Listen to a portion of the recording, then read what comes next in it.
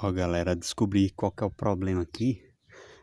Não era a pinça de freio ali, não. Eu descobri assim, ó. Eu coloquei aqui a chave de roda, né?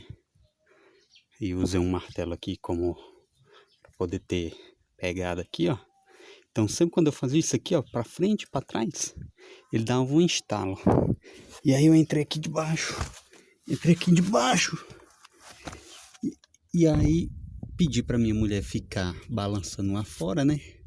Balançando lá fora, empurrando o martelo ali. E eu vi que aquele parafuso aqui, ó.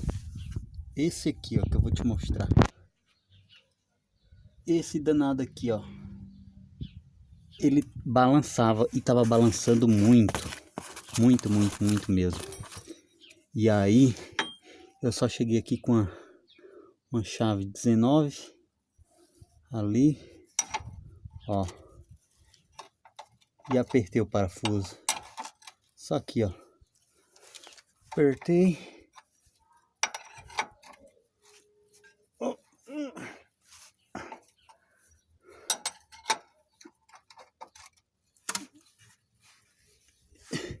Eu não sei que parafuso é esse, mas não sei se isso aqui é a bandeja, o que é, eu não sei muito bem o que é isso aqui não. Mas é esse parafuso aqui, ó.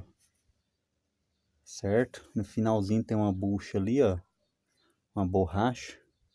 Perto daquela barra aqui, ó, estabilizadora, né, que chama. Essa aqui, ó.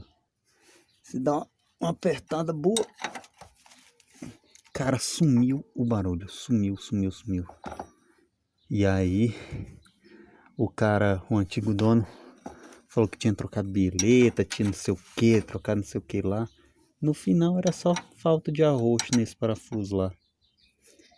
Então, quando você tiver com um barulho aqui, ó, eu coloquei até silicone, aquele de alta temperatura, aqui para ver se, tipo assim, se segurava, né, assim, disparava o barulho e segurava a pinça, realmente parou de balançar.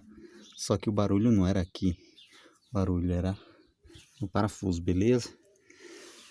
Eu cheguei até a tirar essa abraçadeira aqui, ó, da Tulipe Trizeta, né, que a galera fala que dá muito barulho também, mas não era não. Coloquei uma graxa lá e tal para ver se funcionava e nada. Tem até que colocar uma nova braçadeira aqui, ó, que eu não consegui repor aqui, eu tirei não. Mas enfim, aos pouquinhos eu vou ajeitando aí.